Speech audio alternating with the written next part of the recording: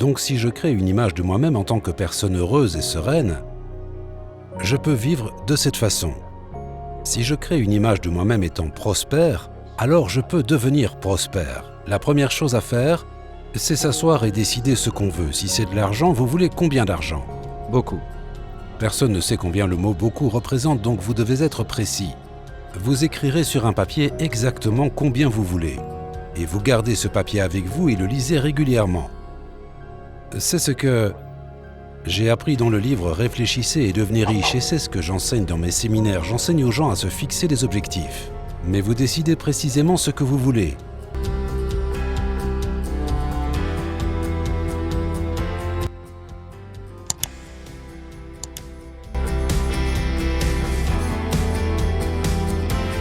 J'ai découvert que la plupart des gens ne savent pas qui ils sont. Si vous demandez à une personne lambda qui elle est, elle va vous donner son nom du genre « Je suis Bob Proctor », mais ce n'est pas moi. Bob et Proctor sont deux mots que mes parents m'ont donnés, et c'est mon nom, mais ce n'est pas moi. D'autres diront « ça c'est moi », mais ce n'est pas moi non plus, c'est juste mon corps. Par exemple, vous n'appellerez jamais votre responsable pour lui dire « mon corps ne sera pas là aujourd'hui, il est malade ».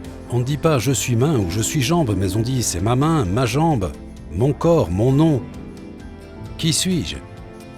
C'est une question intéressante et je pense que si quelqu'un commence à étudier ça et cherche la réponse, il va la trouver. Vous savez, je pense que nous vivons simultanément dans 3 plans de compréhension. Nous sommes des êtres spirituels, nous avons une intelligence et nous vivons dans des corps physiques. Mais parce qu'on manque d'ouverture d'esprit ou de compréhension de qui on est complètement bloqué dans un monde physique et on laisse des choses à l'extérieur de nous contrôler. 95% de la population ne font que réagir à la vie, ils ne vivent pas du tout leur vie, donc c'est... Et donc, il y aurait des barrières au succès? Il y en a plusieurs. Ok. Je pense qu'il y a 2 barrières principales. La première, c'est le conditionnement. Le conditionnement qui a pris place dans notre subconscient depuis notre plus tendre enfance. Tout ce que nous pouvons faire, c'est agir et parler de la même façon que les gens autour de nous. C'est pour ça qu'on a appris la langue qu'on parle. Mais s'il y avait 10 langues parlées dans notre maison, nous en aurions appris 10 sans aucune difficulté. Il n'y en a souvent qu'une et c'est la seule qu'on apprend. On grandit puis on se dit « oh, je pourrais apprendre une autre langue ». Nous pourrions en apprendre 100 autres si nous le voulions. On peut tout faire. Mais je pense que nous avons un conditionnement très très puissant et généralement il est basé sur de mauvaises croyances.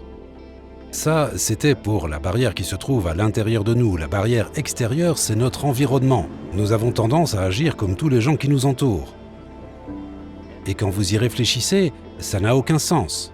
Car si vous étudiez les statistiques, 95% des gens passent toute leur vie sans réellement vivre la vie qu'ils auraient aimé vivre. La plupart des gens trouvent un boulot, ils observent leur entourage et voient qu'autour d'eux tout le monde travaille, alors ils font la même chose. Mais ils devraient s'arrêter et se demander est-ce que ces personnes savent ce qu'elles font ?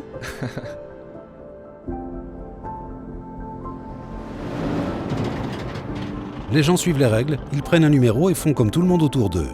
Ça pourrait être sympa dans le royaume des animaux, mais les humains ne sont pas censés vivre de cette façon. Je pense que nous devrions faire quelques vagues. Nous devrions nous démarquer et être différents. Pas juste pour être différents, mais parce que nous sommes différents.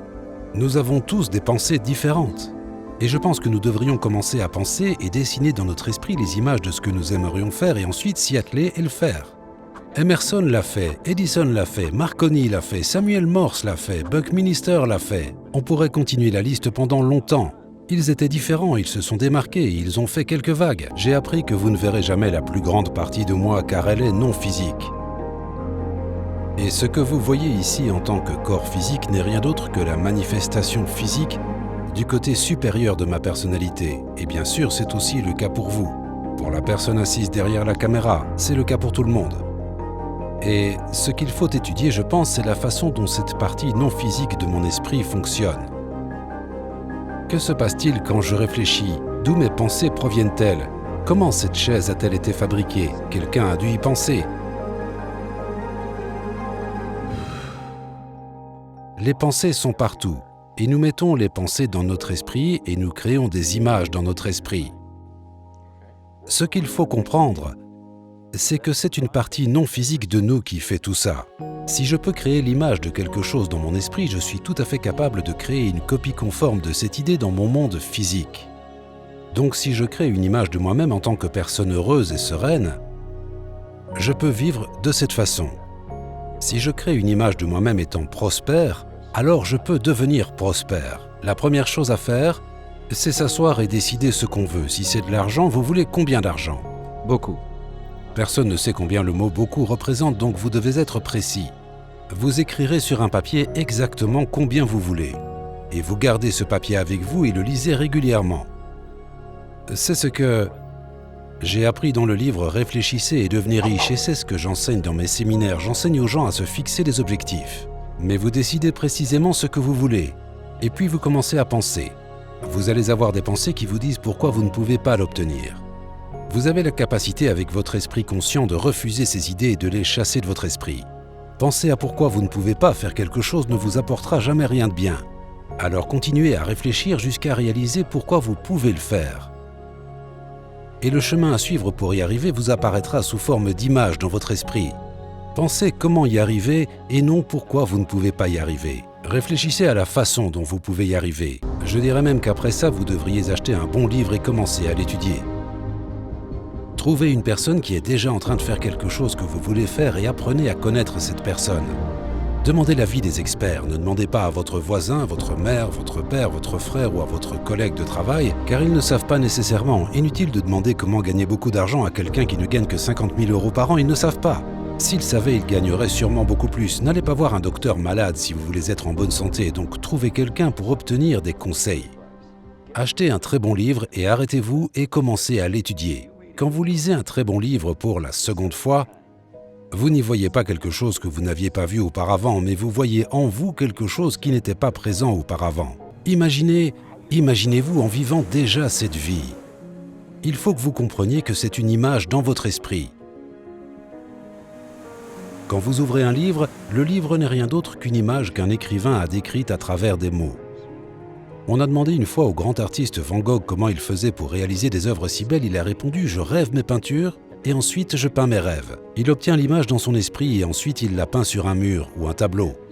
Eh bien, nous nous relaxons et nous construisons l'image dans notre tête sur la façon dont nous aimerions nous voir.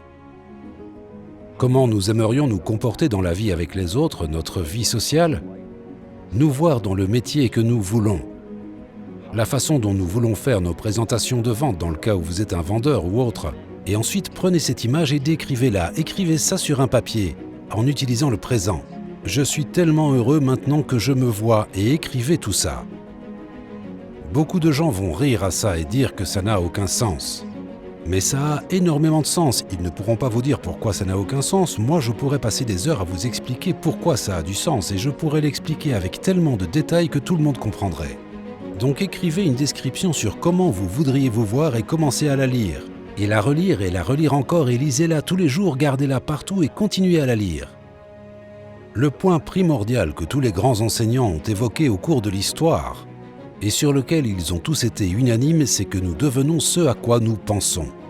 Ça peut nous paraître un fantasme au premier abord, ça peut même nous sembler être parfois un mensonge. Mais si vous lisez souvent ce que vous avez écrit et que vous commencez à y croire, comme William James l'a dit, croyez et vos croyances créeront les faits et vous verrez la personnalité d'une personne changer. Je regarde les gens lors de mes séminaires et je vois leur personnalité changer sous mes yeux. Et tout ce qu'ils font, c'est commencer à se voir d'une façon différente, commencer à penser différemment. Nos pensées contrôlent nos sentiments et nos sentiments contrôlent nos actions.